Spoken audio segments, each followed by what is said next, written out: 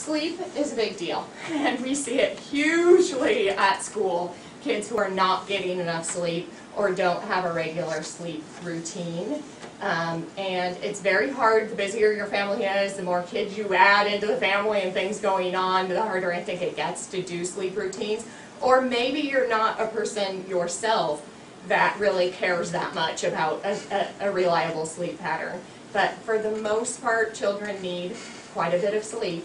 And if you get them in a routine pattern, they're more likely to get that sleep that they need. If it's random and haphazard, and one night we stayed up till 11, and then you were tired the next day, and then you needed a nap, and then the next night I tried to get you to bed at 7 because you seemed tired, and it all gets, their system gets really thrown off, and that adds a lot of stress because if they're not getting a regular sleep pattern and they're not healthy and awake and alive and all those things. So some of the things you can do that would help with that is just regular bedtime routines, that they know about what time they go to bed. They kind of have the same pattern and system of routines before they go to bed at night that kind of prepares them to go to bed. And then eliminate sensory overload anytime near bedtime. And that can look different for different kids. I would say for most kids, though, it's eliminating screen time, eliminating computer or video games or TV anytime near bedtime, because in general kids are stimulated by that and have a really hard time calming down to get ready for bed.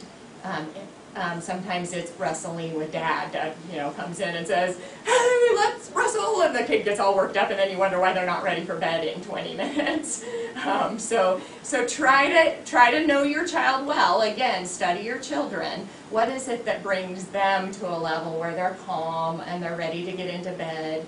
And I don't know how many of you have bedtime battles, but the more you can have it be that you do it every night, you do it the same way, and they're ready for it, and it's predictable, and it's just the way it is. We don't do bedtime battles, it's just the way it is. We go to bed at that time is really helpful.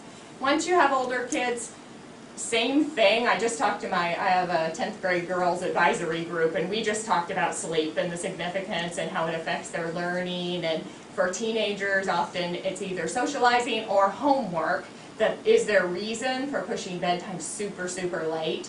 And it affects them hugely. They are so much less productive in their homework. They are so much less productive while they were at school, which is this vicious cycle, because then they have even more homework because they really weren't paying attention in class because they were too tired to really be absorbing the information.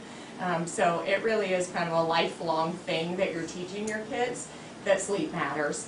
And sleep's important, and I've had a bazillion conversations with my daughter through medical school about this because they pretty much push them to the limits with sleep, but she knows sleep matters. It is so valuable to her.